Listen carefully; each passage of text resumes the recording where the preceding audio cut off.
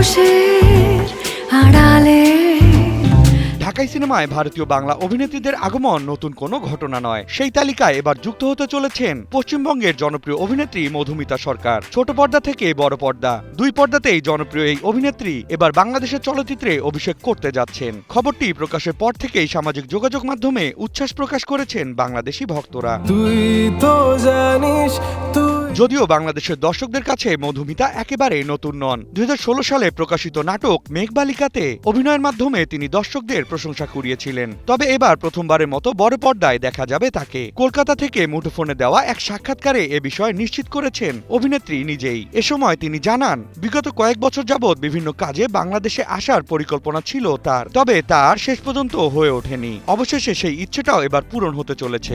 আমি দূর থেকে গণমাধ্যমে পাওয়া তথ্য মতে নির্মাতা মোহাম্মদ ইকবাল পরিচালিত গুলশানের চামেলি সিনেমায় চুক্তিবদ্ধ হওয়ার মাধ্যমে প্রথমবারের মতো বাংলা সিনেমায় অভিষেক হতে চলেছে মধুমিতার। সিনেমাটির বিশেষত্ব হলো এতে প্রচলিত অর্থে কোনো নায়ক থাকছে না। পুরো গল্প আবর্তিত হবে এক নারী চরিত্রকে কেন্দ্র করে।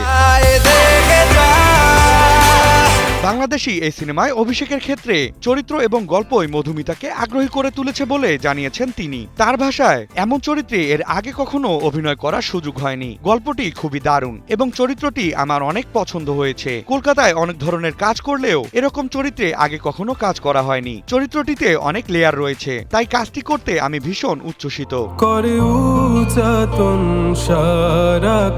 বাংলা ভাষার সাংস্কৃতিক বন্ধনে নতুন আরেকটি সংযোজন হতে চলেছে মধুমিতা সরকারের এই অভিষেক। সবকিছু ঠিকঠাক থাকলে আগামী নভেম্বর কিংবা ডিসেম্বরে শুরু হবে গুলশানের চামেলি সিনেমার শুটিং। তবে মধুমিতার বিপরীতে কারা অভিনয় করবেন তা এখনো চূড়ান্ত হয়নি। এখন অপেক্ষা কেবল সময়ের। গুলশানের চামেলি সিনেমার শুটিং শুরুর এবং বড় পর্দায় মধুমিতার নতুন রূপ দেখার।